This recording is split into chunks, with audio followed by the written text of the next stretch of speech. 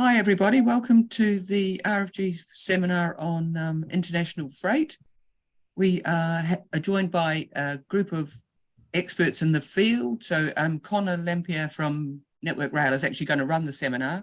So I'm just going to say welcome to the seminar again. We'll be recording this on YouTube and it's available to be picked up afterwards. If you want to do any questions, put them into the Q&A and we can pick them up as we go along. You can also get the slides at the end. Just send an email to me, yvonne@rfg.org.uk. And we're recording this, as you've heard. So that's it. Over to you, Connor. Thanks, Yvonne. Good morning, everybody. Thank you very much for dialing in this morning. So yeah, as Yvonne says, got a series of speakers on the international freight market. Going to talk a bit about the opportunities, the challenges, piece of work that Jonathan and myself have been doing in Network Rail, and hopefully kind of set the scene in about 30 to 40 minutes between the speakers and leave plenty of time for some discussion at the end. So yeah, as Yvonne says, feel free to stick things in the Q&A as we go along to any or an individual speaker. Happy to pick those up when we get to the end. But we're going to have Ben Hall joins us from the DfT's international rail team. He's going to do a little sort of scene setting introductory piece. Then Jonathan and I will talk you through the international rail freight report that we've done. It's published on the Network Rail website, why we did it, what it says, and that'll lead into then Kathryn and Jean-Pierre are going to give us a view of the world of international freight from both the FOC and the tunnel operator perspective. So yeah, without further ado, Ben, all ready? Sure, thanks, Connor. Good morning, everybody. Thanks for joining us early on a rainy Tuesday morning, certainly where I am anyway. So thank you very much. So for those that don't know me, I'm Ben Hall. I head up the international rail team, or the Channel Tunnel team, at the Department for Transport. So my team has responsibility for the different traffic flows that run through the Channel Tunnel, including today the topic of today's discussion, which is obviously international rail freight. I've worked closely with many of those, both on the panel and others on the call as well. I think over the last kind of 5 years or so. On the trials and tribulations of rail freight through the tunnel. So it's a pleasure to be here today. I'll keep my remarks a bit brief because the others on the panel are definitely more of an expert than I am in this area, but I'll just give you a quick view from a government perspective.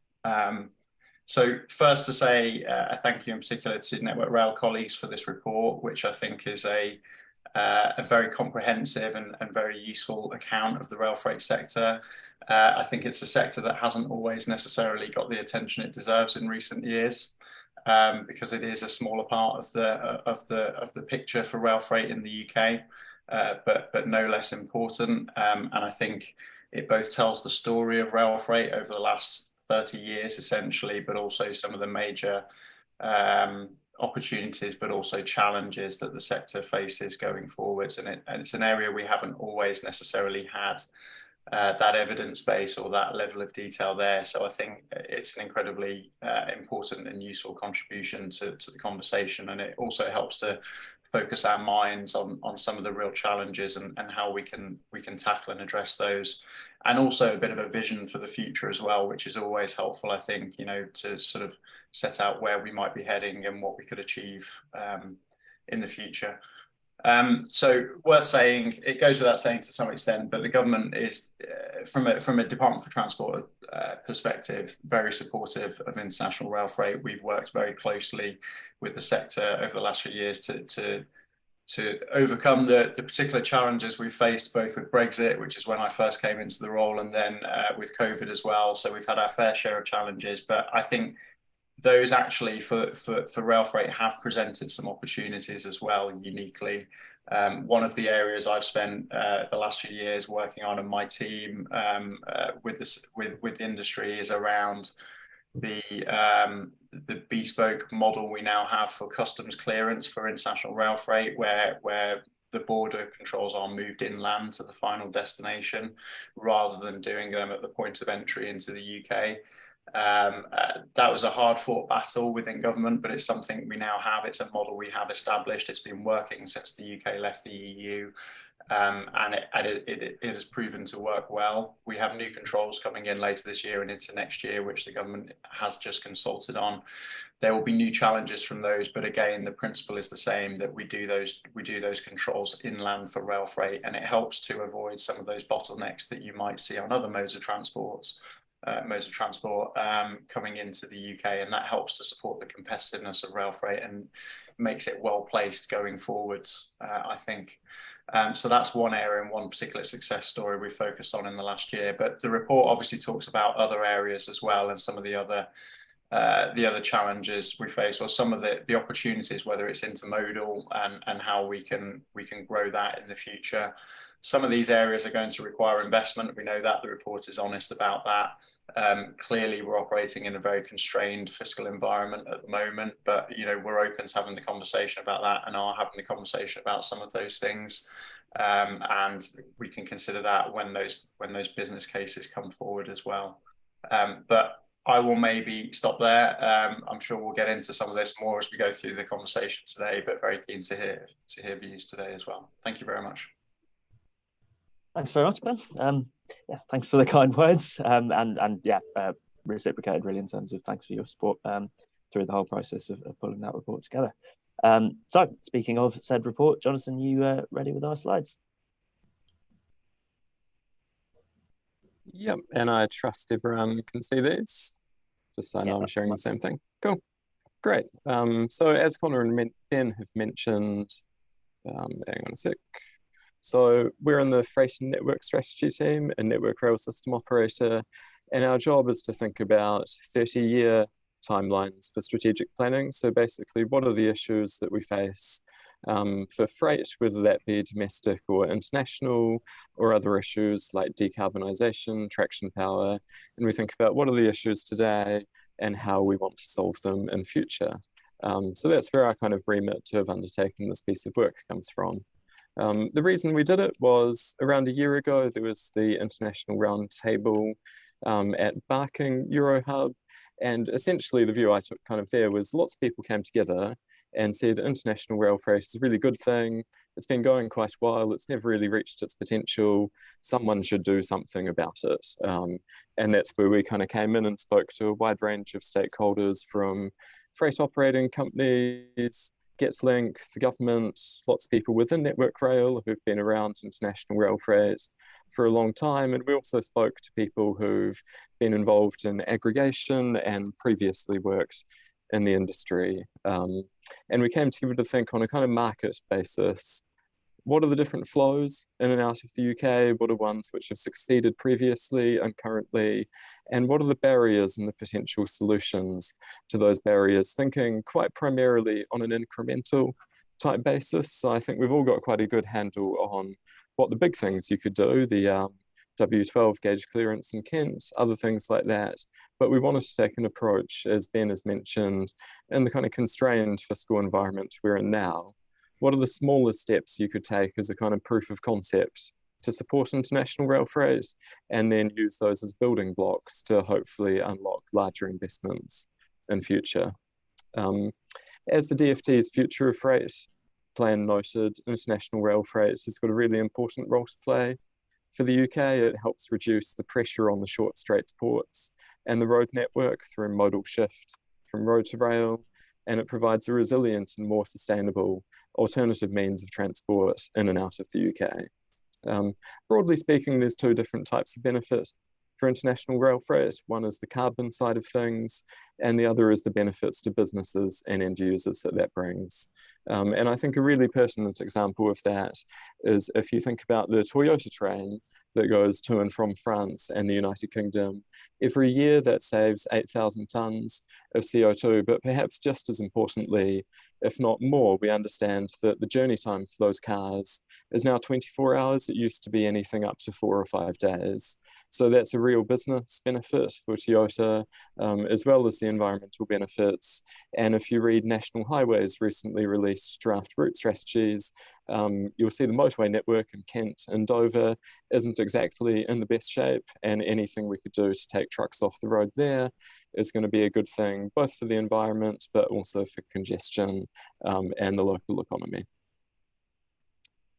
Now, I wanted to go back in time a little bit and just kind of pitch this, thinking in the 1980s and 1990s, people had a really aspirational vision for international rail freight. We built things like Dolan's Moor, the enormous yard you can see on the left. British Rail commissioned and built an entirely new bi-mode series of rolling stock, the Class 92s, and they're all quite wonderfully named after various European composers, and you can see the little circles on them signifying the Channel Tunnel. And I think really interestingly, some of the promotional material about the Channel Tunnel outlined this kind of international route from the top of the United Kingdom all the way through all different parts of Europe, from Italy to Spain to France, Germany to Eastern Europe. And there was this real vision that, assuming things came off, we could have a really vibrant kind of international freight sector. And I think something that's really unique about Channel Tunnel freight, and despite its modest size, there's a real potential to get some really big wins here, because unlike some other sectors, we've really got the capacity there. We've got protected paths going through Kent, we've got the rolling stock, we've now even got High Speed 1, we've got Dolan's Moor, we've got all of these different types of things that have never really, for different reasons, been used up to their full potential. Whereas if, say, you wanted to run lots and lots more trains up and down the East and West Coast main lines, you've got a very clear and significant capacity constraint there, and it's very, very expensive and difficult to get around that. But with international rail freight, despite its modest kind of size, there really are the means to help achieve that vision that people before us had, and we've still got the infrastructure, and in fact, as I said, more of it, given that we've got High Speed 1 now. So getting into kind of the history of it, you can see in the 1990s, we had a period of quite relative success. There was about 3 million tonnes per day, and for a variety of different reasons related to economic factors, border security, and then the pandemic, the departure of the European Union, various economic conditions, we kind of started out quite well.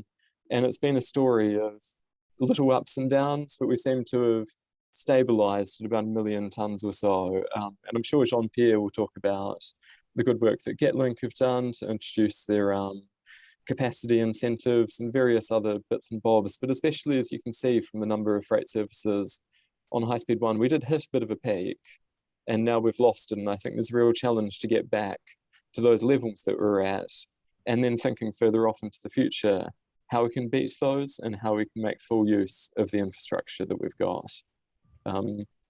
And yeah, just quite simply in terms of the international market, there's a couple of different routes that trains can take. Obviously, we've got predominantly the Maidstone East route going through Kent, and as you can see from the map, services from there go up to Towton, to Derbyshire, to Devonshire, to Cheshire, to other different places. We've got a couple of key flows. There's the water trains, the car trains, the China clay, and they've kind of been there for a long time. And I think the challenge is, how do we preserve those flows? And there's work for Network Rail there. So thinking about the cars, we've got to keep on doing a good job of cutting back vegetation in West London to make sure that the nice cars don't get scratched up to or from wherever they're going.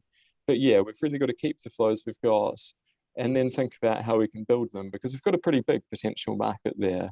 Just about anything that comes over the short straits in a boat could potentially go by rail. The sky's kind of the limit with that. And I guess just before Connor goes into a couple of points on the existing flows and their potential today, the constraints we've identified, some of them are market-based, so they're about the balance of trade between Britain and Europe, what do we make in this country versus what we import, the decline and structural change of specific industries in the UK. But the really key one we found was aggregation is a key challenge. So how can you get trains that have got lots of different customers' goods on them? And we put forward some proposals based on prior experience as to how that could change.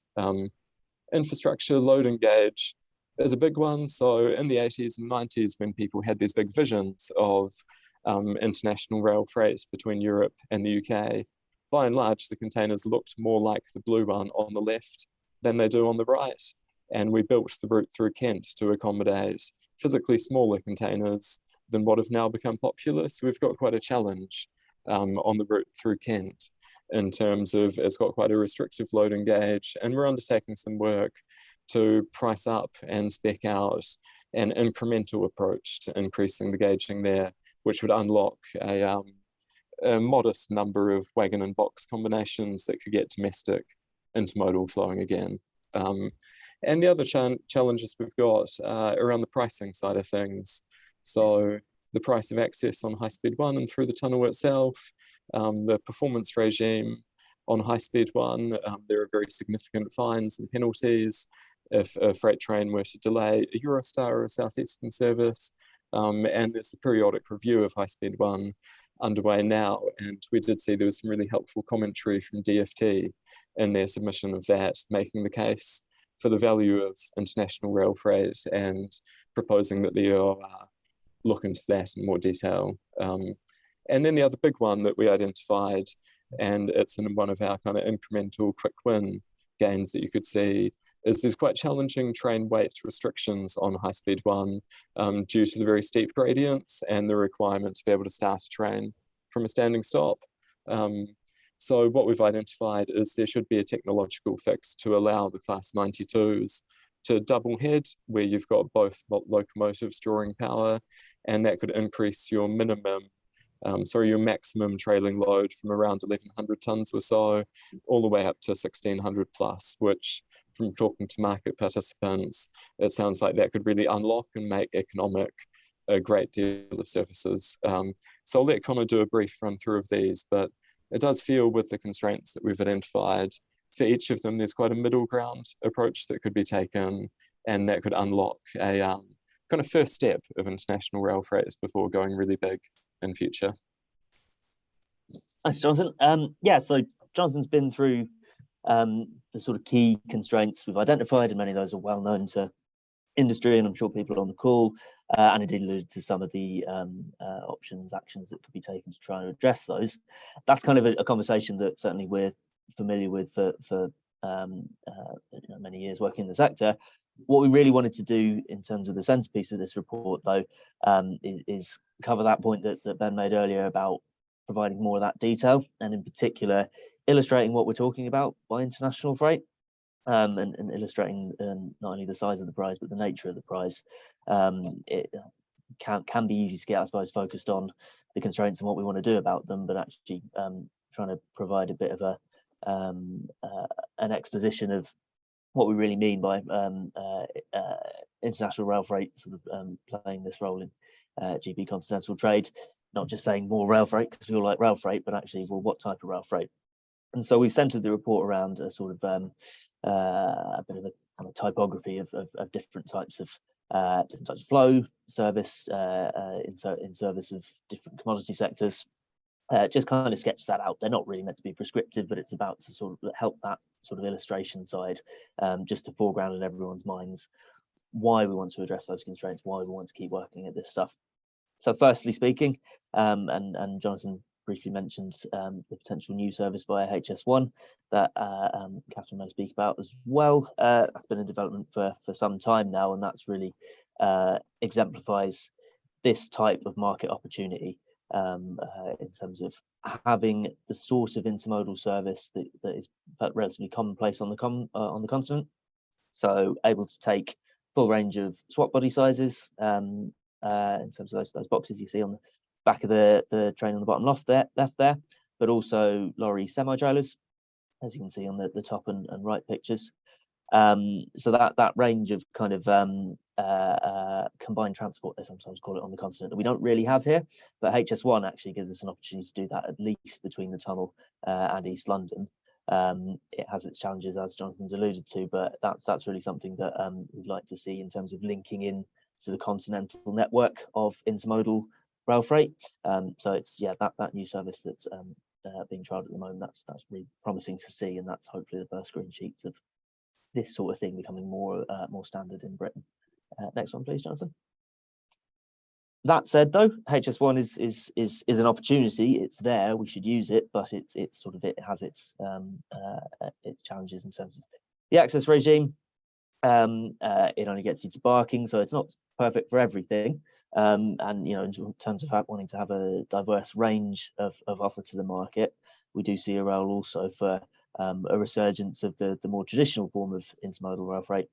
And we actually had really quite a lot of in the mid to late 90s. Looking back to that sort of big peak at the graph Jonathan showed earlier, a lot of that was boxes and going to places as far afield as Manchester, Birmingham, really all around the country. As Jonathan said, there are real challenges with gauging in Kent on that, and that's something we are focusing a lot of our work on. But if we can unlock some of those, there's definitely a role for this sort of form of intermodal, because we know we've done it before. It's just about getting the conditions right, getting the offer to the market right again. Next one, please, Jonathan. So we're quite focused on intermodal, talking about this in context of trying to relieve pressure on the short straight ports and what the sort of alternative modes that you'd be thinking of taking more of a share from for rail.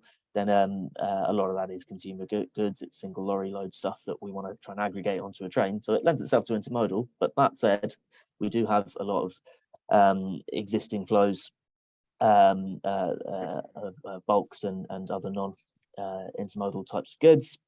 Some of those are very long standing. So that's the bottled water train on the top right. Your China clay is top left.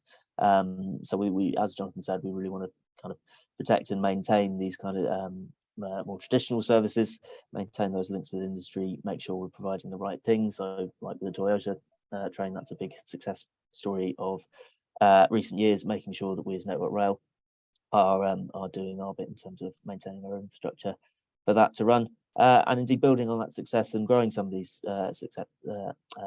these types of services, continuing to link with those sectors where strong tradition in again a lot of that traffic in the 90s where it wasn't just containerized. The automotive sector, the metal sector, so that's the distance and noise train on the bottom right. That's again a long-standing one, and we've just in the past couple of weeks had another good news story with resurgent flow of rail for the rail industry in Europe going to Belgium from Scunthorpe, which is something we've done in the past and is coming back a bit, so that's really good to see. So serving more of those kind of industrial sectors, industrial components and products is something that rail can be really strong at, and there's definitely a role for that in the international market as well. Final slide.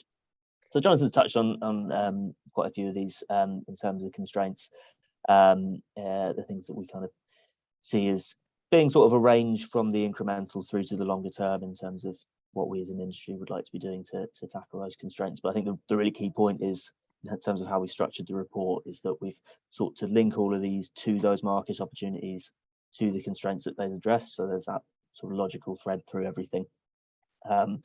But yeah, as Jonathan's touched on, aggregation is really important. So those intermodal services, they're really reliant on that role of gathering volume together. That's kind of the key structural challenge in terms of competing with road, where you can have small customers, single lorry loads going on, ferries going on the shuttle.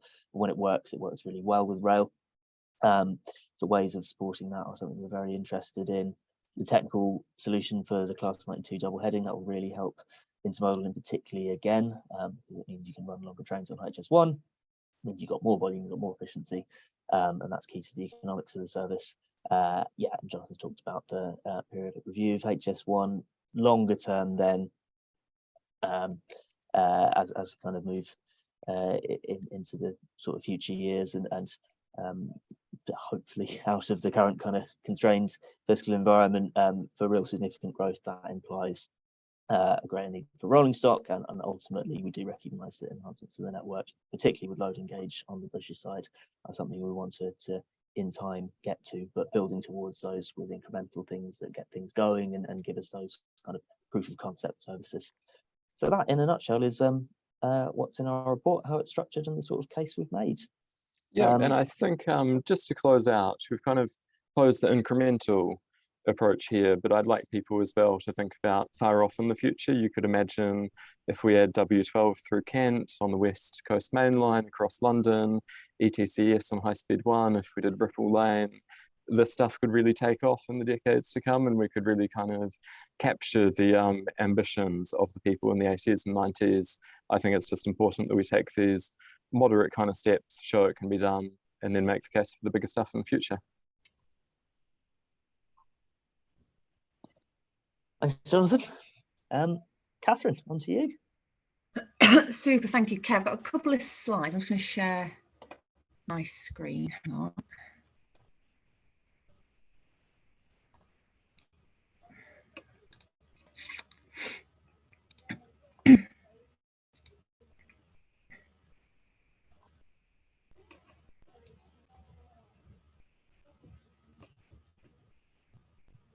Okay, can you let me know when you can see that? So just wave at me. It's not up yet, but it looks No, like right, okay, let's give it a minute. There we go. Yeah, you're in. Good, good, good, good. Excellent, thank you very much. Okay, so thank you for coming to that is really, really important topic. I've actually titled it Belongs on Rail. I mean, obviously it's me speaking, so it's always called Something Freight Belongs on Rail, but international freight for me absolutely does belong on rail. And before I canter into what we're doing in the international space, I want to just give you a little bit of relevance as to why it's really important for DB Cargo UK and for Deutsche Bahn. So obviously DB Cargo UK is part of Deutsche Bahn. We're part of a huge group. We are first in Europe for rail freight and long distance passenger transportation, which means that we have a real wealth of rail knowledge at our fingertips in terms of passenger transportation, freight transportation infrastructure as well. So we really have the expertise to be able to pull on the levers across Europe to offer a full European solution for our customers. So we are ideally placed to be able to do this. And a few, I won't read it out to you, but just a few stats to underpin what I'm saying. So we have over 30,000 colleagues across Europe in 17 national companies, and those 17 national companies are placed all across Europe, which means we can call upon them at any given time to work with them to really leverage our international European solution and offer a seamless end-to-end European logistics supply chain service for our customers. So we can call on our counterpart and our colleagues in DB Cargo France, in Transfacer, in Germany, in Poland, in Romania, and in Netherlands to really work together for our customers. It's a USP that we have today. So we operate over 3,500 trains per day, taking over 7 million tonnes of CO2, saving over 7 million tonnes of CO2 annually with comparative volumes compared to road, which is really why we're doing this.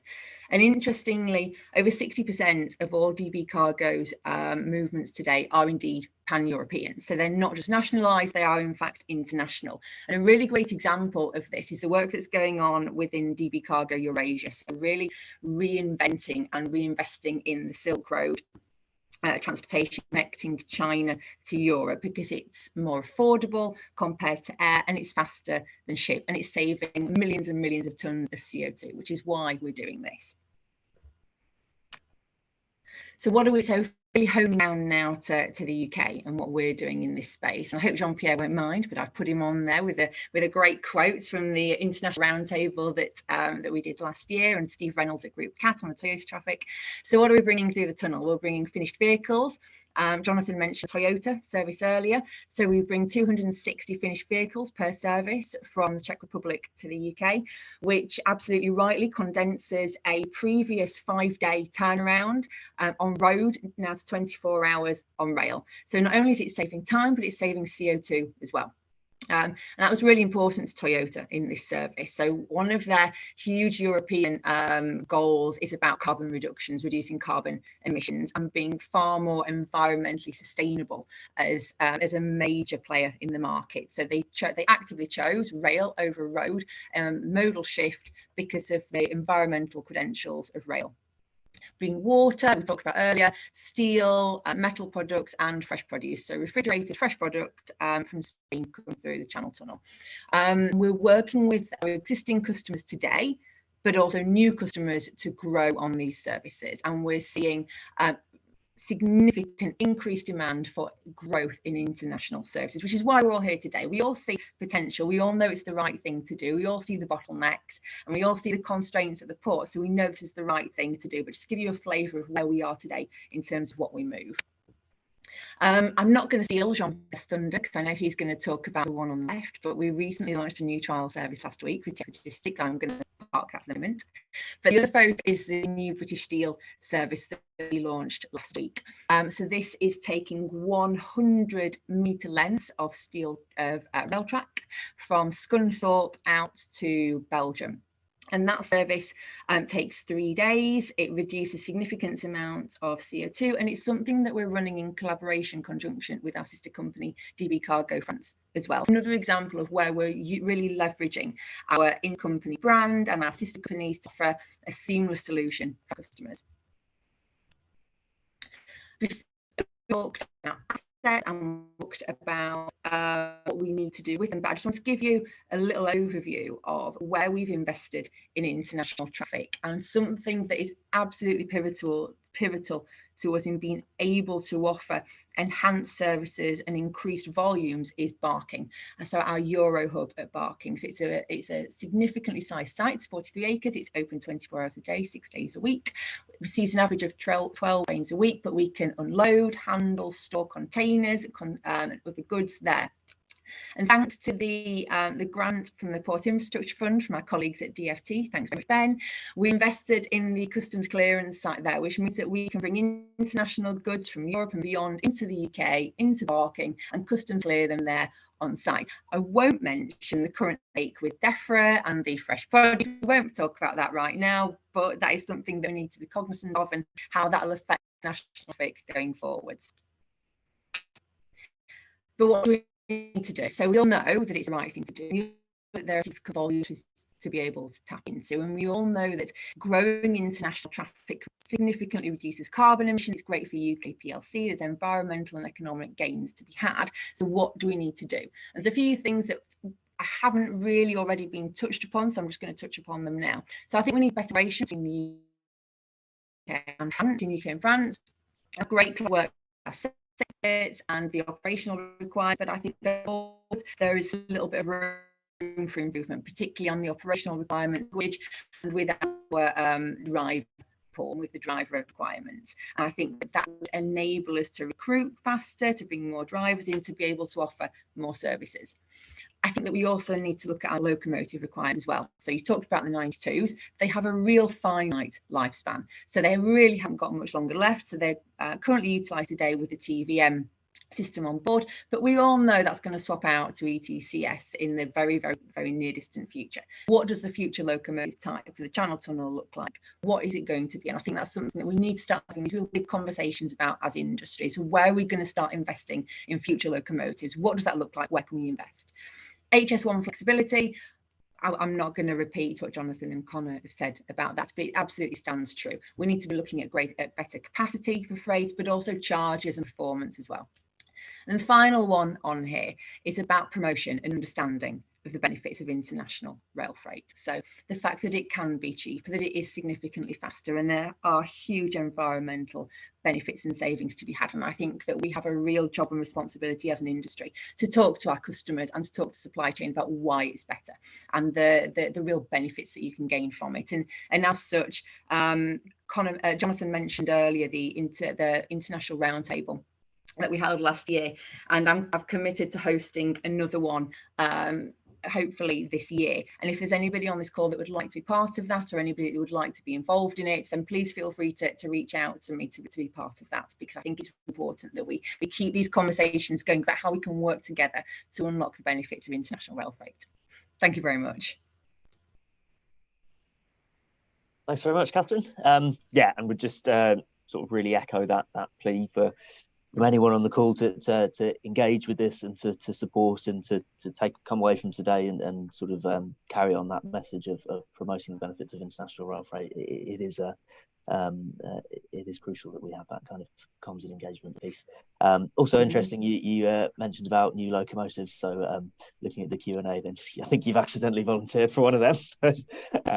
We'll move on to Jean-Pierre to close us out, please. Hi, Jean-Pierre. Hi. I'll try to share a little bit of a presentation. So I'm Jean-Pierre Ramirez. I'm a Railway Network Director at Eurotunnel. I've been working in the industry since '92. So and I've been following very closely the history of rail freight development and all the different elements that Jonathan and Connor have been commenting on. I can only support all the elements that have been shared this morning and exposed. I have a few additional elements encouraging elements to share. I'll try to make this work.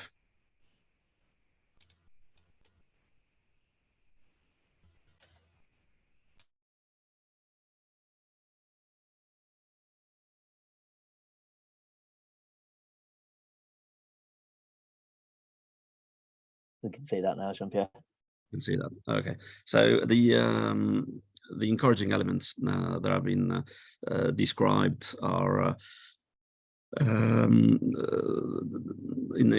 come from many directions. In the first place, we have huge capacity. The capacity of the Channel Tunnel and of the Kent route offer very much the UK spare capacity, the size of one of the major ports.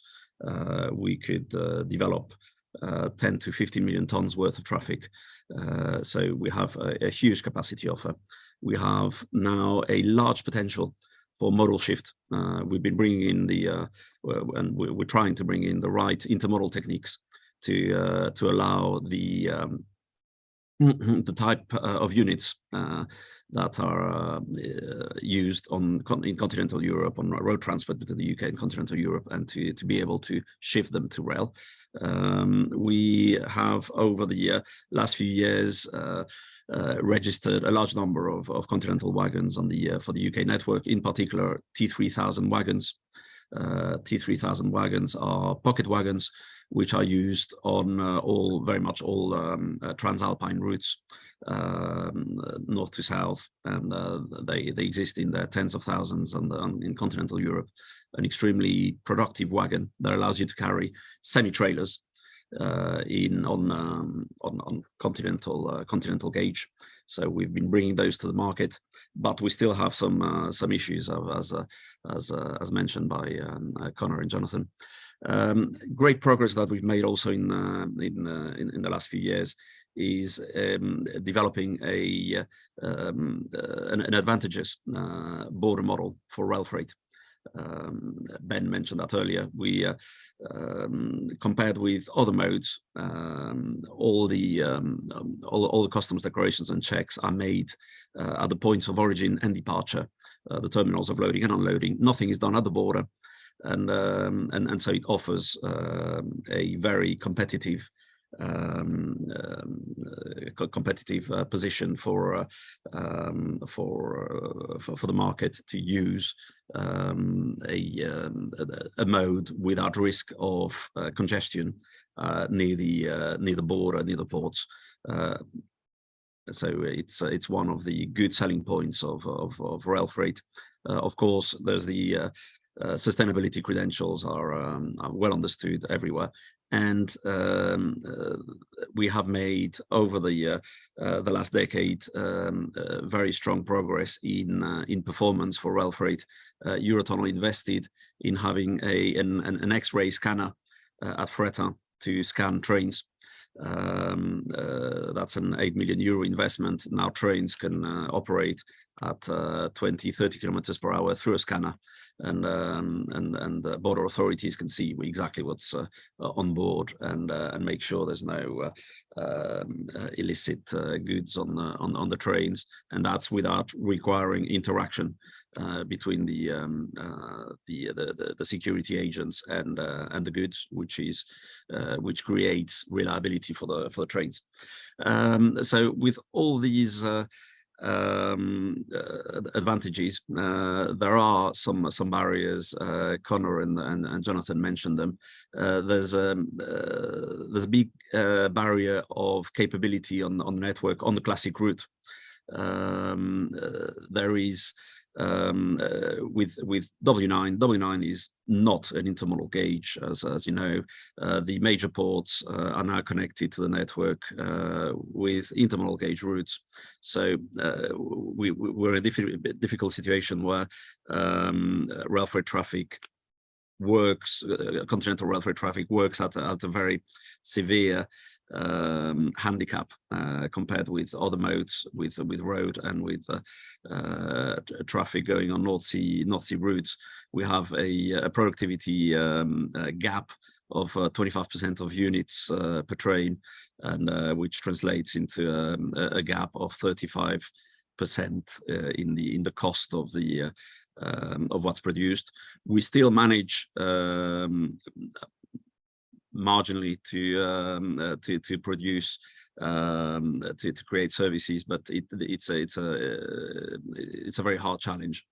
And so over the last 18 months, we worked and engaged with Network Rail and GBRTT colleagues, and engaged and worked with Volterra, who prepared a report to explain and demonstrate the case for W12 engagement on the W12, so intermodal gauge enhancement on Kent routes. The report concludes that, I mean, as managed to show a roadmap for, as explained by colleagues, small steps, and very much going about the project with a single route and with a very limited investment, although while producing the benefits of intermodal gauge. And of course, there is we're in a situation now where the affordability of even medium projects can be challenging, but we're trying to engage with government to find a way of getting this this investment off the ground. We are able. We know people who would be able in and interested in investing and helping in with this investment, and so we're open to discussion with government and with Network Rail to make this a reality and to really unlock growth, rail freight traffic growth, intermodal growth through Kent routes. What we can achieve, having delivered that, is very much what we have just brought last week. There's a new service operating since that started last Tuesday. This is a service for an intermodal service between Germany and Barking through the tunnel and through High Speed 1, operated by DB Cargo in the UK. And this is a service at the moment. It's a trial service running once a week, and allowing any trailer to run on T3000 pocket wagons. It's extremely innovative. This is the first time it's ever happened. Of course, it has environmental advantages, and we hope to make it a great success. And the key for this traffic to succeed, this connects with the comments made by Jonathan and Connor. It's the challenge of aggregation. This is compared with all the other services that you see that have been presented and explained. All the other services are offer-led, demand-led services where the customer has approached rail freight operators and to develop a bespoke service. In this case, we are in the situation where this is an intermodal service which is offer-led. So an operator takes the whole risk to develop the capacity to develop the services, takes all the operational risk, and offers a simple service, a ready-to-use service off the shelf to shippers, to clients, and to logistics operators. So this is great progress. The counterpart of that is that a key success factor for this type of service is for the market to respond very quickly and to use that capacity that is being offered. So in this case, everybody can contribute. Everybody listening in and interested in putting goods on rail freight services can contact the TX team to load goods on this service.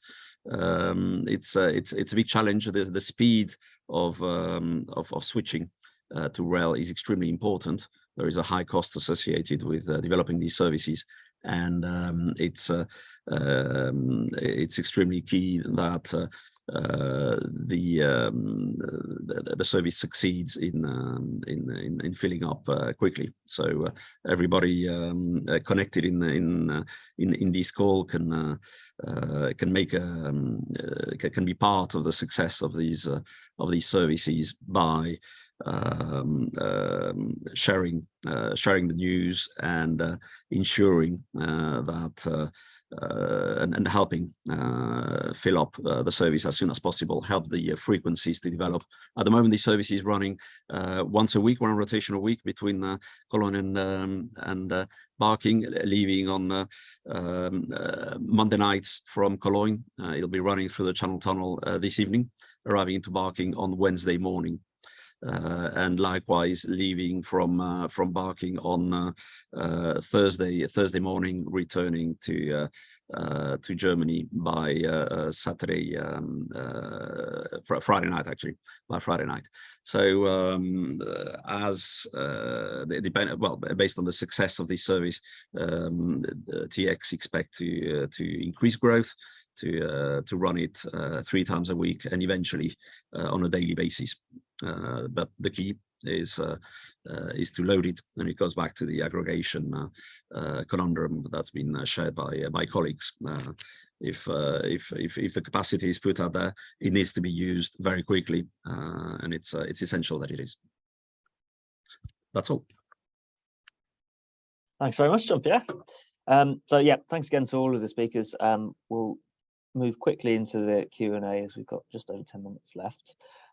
So as I mentioned earlier, our first question was about locomotives. So Hugh Edgley's asked, can we get Siemens Vectrons, which are now the European standard freight loco, certified to run through the Channel Tunnel and onto HS1?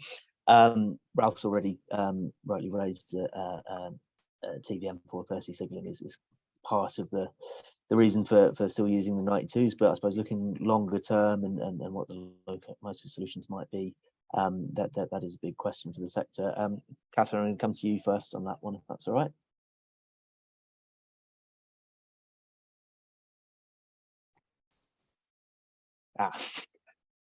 Your mute doesn't seem to be coming up.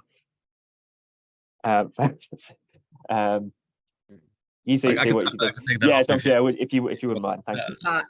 Absolutely. I'm involved with approvals in for the Channel Tunnel. So yes, absolutely.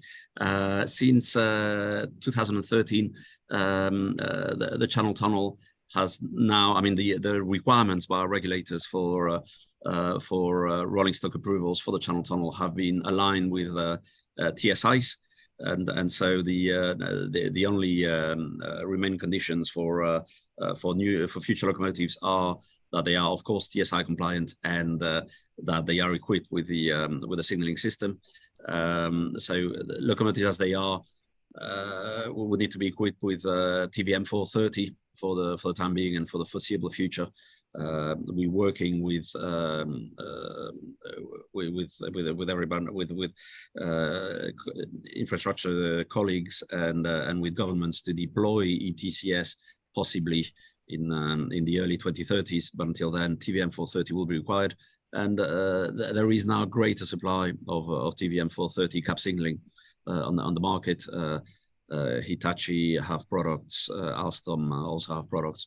And these can be equipped on locomotives. Of course, it's an investment, particularly for approvals, but it's perfectly possible. You can have any TSI compliant locomotive and bring it, have a manufacturer develop TVM on board, and it can be used on the Channel Tunnel and on the high-speed one.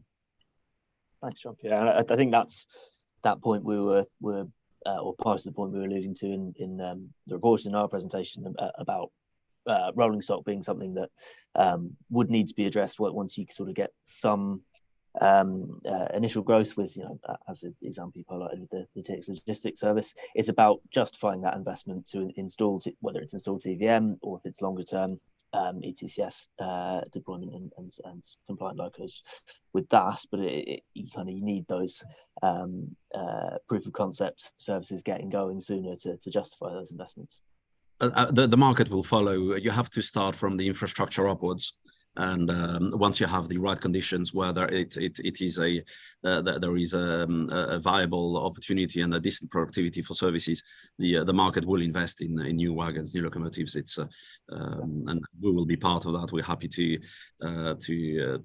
work in that. We're already working with that with industry, with DB. To look at further investment, but we need the capability to allow that. Kathryn, did you want to come in? Yeah, no, I support everything that Jean-Pierre made on this point. And so we have looked at Vectrons. They are a credible option. It's something that, yes, we have reached out to our European partners to look at feasibility for the Channel Tunnel, and Jean-Pierre and I have spoken about it previously, but we're thinking about long-term investment, and we need a locomotive type that really will stand. We all know what the cost of a new locomotive is, so we need something that really will be fit for the future, for the foreseeable. So that's currently the blocker to it. We need something that will still stand the test of time. Thank you. Moving on to the next one. So from one, actually, I'll start off responding, but it's a bit of a Network Rail kind of question. So from Don Praveen Amarasinghe, the difficulty at the moment for rail freight access to the rest of the UK beyond the South East is the reliance of two major routes through the London area, Gospel Oakland Barking and North London Line, and the West London Line. So absolutely recognised sort of those are constrained routes, both for international and domestic traffic. I would point you to Network Rail's London Rail Freight Strategy, which I'll admit our team was behind as well. But beyond that, actually, particularly with the North London, as well as the capacity question, we are doing a lot of work on capability engage in those areas as well. We got a temporary sign off for W9A across London, so that connects Barking and the Essex Thames side across the West Coast Main Line, and we are looking at W12 across London as well. So gauge for international traffic is very much bound up with the connections to the routes that you can then plug into on the national network, and that's something we're very conscious of. But from a capacity point of view as well, looking very long term, we're thinking about things like enhancements to the Felixstowe to the Midlands and the North cross-country corridor, access for freight onto East-West Rail once that's fully built out. So basically taking where we can freight that doesn't need to, or ideally doesn't need to come through, particularly across North London, to open up capacity for stuff to and from the Essex Thames side, including the Barking Eurotunnel. That's kind of the wider strategy there. I don't know if anyone wants to add anything on that question. Okay. So another one from Hugh Edgley. Has any contact been made with the largest European intermodal aggregators apart from TXL to develop services through the tunnel? So Hupac and Convivair Care are both owned by their main users, logistics and transport companies. Jean-Pierre, I'm looking at you. Sorry, excellent question, and of course somebody out there is a mind reader, but of course that will happen, and it will happen naturally once the TX logistics service has been made a success. I mean, at the moment it's only just started as a test service. It needs to succeed, and shippers need to tell their logisticians to put their goods on those trains as soon as possible for the train to grow.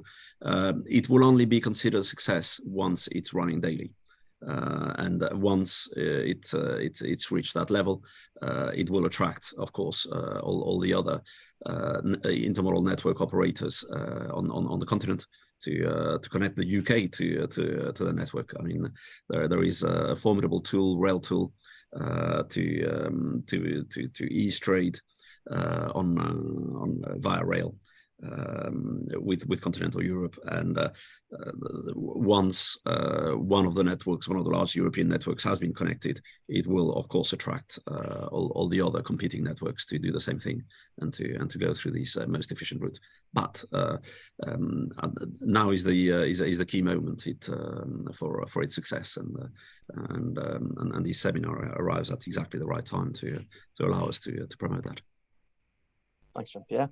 I'll move on to last few minutes. We've had a couple about HS1. So what stands in the way of changing the high-risk performance regime on HS1?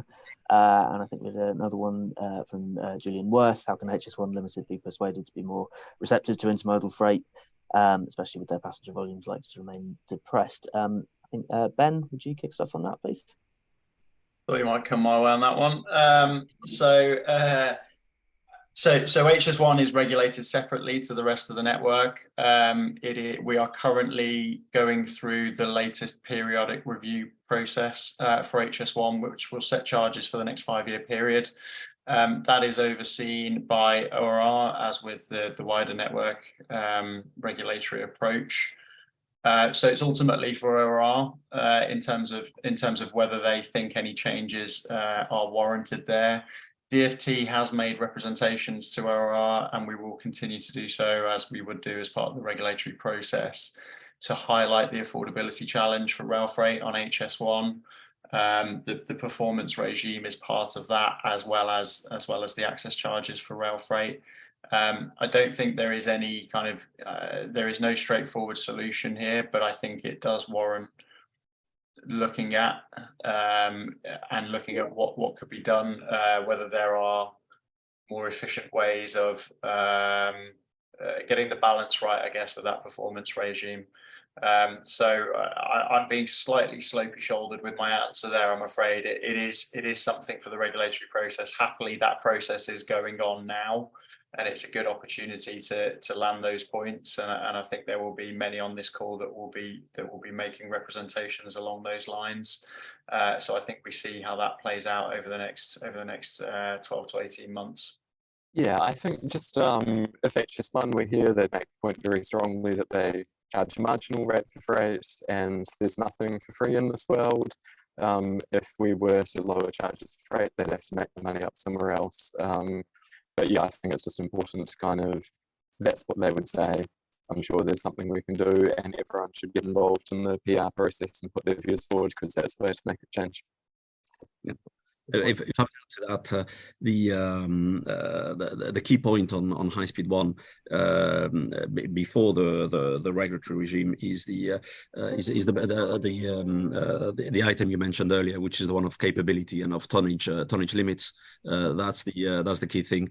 We've worked with again Eurotunnel with DB to develop a solution, what you call the technical fix, that's been ready now for 2 years.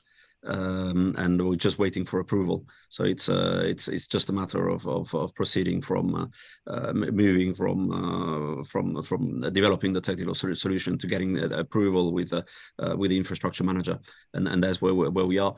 That will make a huge change, which is to move from running half trains. At the moment, operators are running half trains, cutting the standard on the continent is 1,800 tons. Those trains are being cut into, when they arrive in the UK, to run as 2 times 900 tons.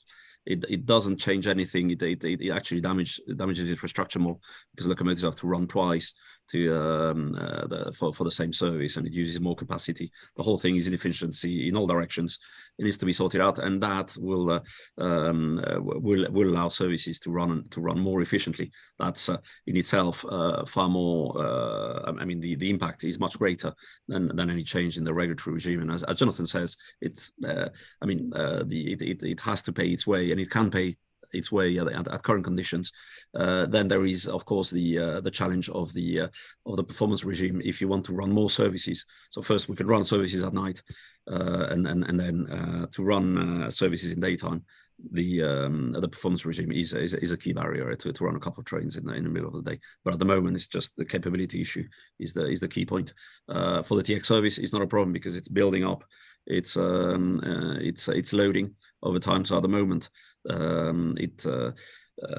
it's not running beyond the first tonnage limits, but it will do, we hope, in the next few weeks. And then we start being hit with twice the traction cost on the UK side, twice the traction time, etc. It's that's very problematic.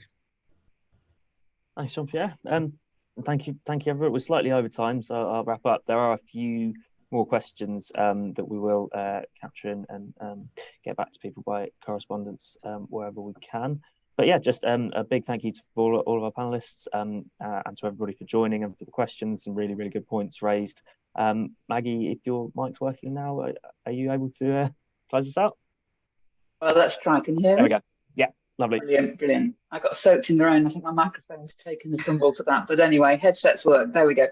Look, can I just say a huge thank you to all our speakers this morning. It was some fabulously in-depth comments and thought and recognition, not only obviously of your time and effort on the webinar today, but of a vast volume of work over many decades in keeping the Channel Tunnel going and looking and chasing out those new opportunities. And you know, I am really optimistic about the potential at the moment with new services starting, and not just starting but sticking. You know, if you looked at a difficult train, running automotives by rail from the Czech Republic would probably be top of the list, but it's running and it's sticking, and the start of the new TX service similarly so. So I'm fabulously encouraged by all of this. I think it is a huge opportunity, and the pragmatic measures that we're seeing being progressed now really start to nibble into that, and really, you know, taking Johnson's point, doing some of the incremental things to build the case for the big things is absolutely the way forward.